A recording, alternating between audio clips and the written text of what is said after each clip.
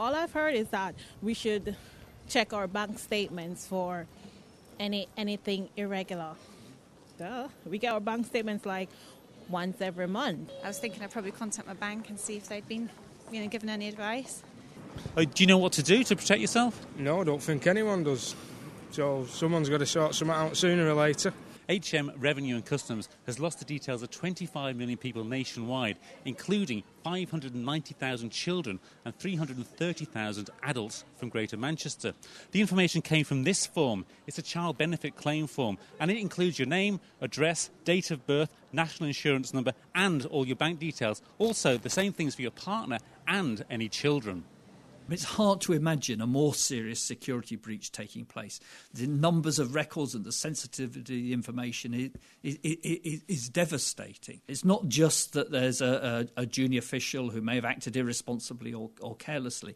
With something so important as this database, that it shouldn't be vulnerable to individuals acting carelessly or irresponsibly. The system should prevent it. It shouldn't be possible to download the whole database onto a CD. So what should you do? You should check accounts for irregular activity. There is no need to close bank accounts. Don't give out your account details if they're requested unexpectedly by phone or email. You should keep a close eye on online accounts. Change your bank account passwords, especially if you use a child's name, and look out for other signs of identity theft, like bank statements going missing. You could also do a credit check for yourself online, but that will cost you. That's good advice anyway, to periodically do those checks, but as part and parcel of protecting yourself. Of course, there's no evidence that these disks have fallen into the hands of criminals, but experts say that clever criminals would wait until the fuss has died down before using the information. Okay, how serious was what happened last month? It's hard to imagine a more serious security breach taking place. The numbers of records and the sensitivity of the information is devastating. It's almost certain there was a breach of the Data Protection Act. There's an investigation going on which will confirm that one way or another, but it's clear that responsibilities haven't been taken seriously. Are you surprised that a junior person has access to that information to begin with? I'm not surprised that they necessarily have access. They may need access to do their jobs, but that someone junior can download the database onto a CD is almost beyond belief. One of the most telling things here is that the systems didn't prevent that. It's not just that there's a junior official who may have acted irresponsibly or carelessly. With something so important as this database, that it shouldn't be vulnerable to individuals acting carelessly or irresponsibly. The system should prevent it. It shouldn't be possible to download the whole database onto a CD. So do you think this was perhaps predictable? I hesitate to say whether it was predictable. One of the things we would like is a greater inspection power, a power to go in and check that organisations like HMRC are taking their data protection responsibilities properly. And if we'd been able to go in and do that, we might have been able to prevent this incident happening.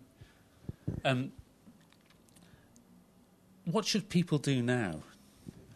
Well, people have to be careful of their information, as always. I mean, people should always be on the lookout for the possibility that someone's defrauding them, impersonating their identity. But clearly, at the present time, people should look at their own accounts, make sure that there are no suspicious transactions, that they're not the subject of fraud.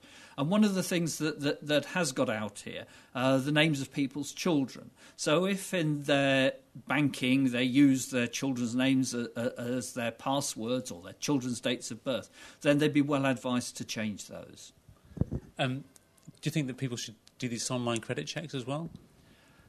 Yes, I mean, it's well worthwhile doing that. Again, that's good advice anyway, to periodically do those checks. But as part and parcel of protecting yourself, yes, check your credit files.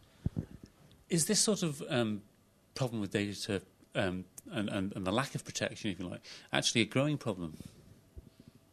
Well, we've had a number of instances, and the Commissioner warned in his annual report this year of extreme concern at the number of organisations that are guilty of security breaches, and HMRC have been named before by us as one of the offenders.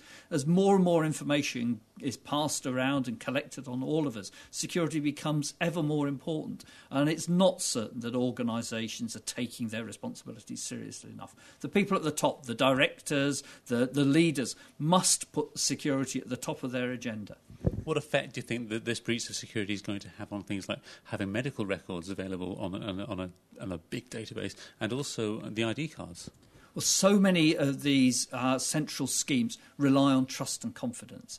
If people can't have trust and confidence in organisations that are holding their data, then they won't give their data, and the systems won't work. So it must put a question mark over things like the electronic patient record and identity cards.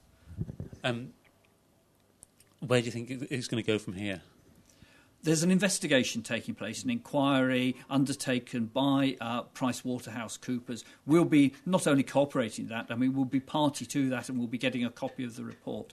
Once we've got that, we'll consider whether we should be using our powers to make HMRC change their practices. We're also calling for a summit on security issues of major government databases.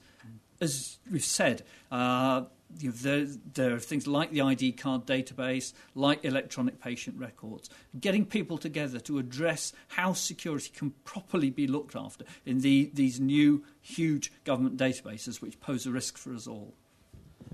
One of the suggestions is that a clever criminal would have got these disks and not use them for 2 or 3 years until the fuss has died down, and then start using them. Do you think that's a likelihood? It's got to be a possibility. Like all these situations, the biggest likelihood is probably that these disks are at the bottom of a council tip or something like that now, and they've not fallen into the wrong hands. But there has to be a risk that will happen. So again, the message is to people, be vigilant. You should be checking your bank accounts. You should be checking your credit files. And this incident is an important reminder to do so, but it's not the only reason to do so.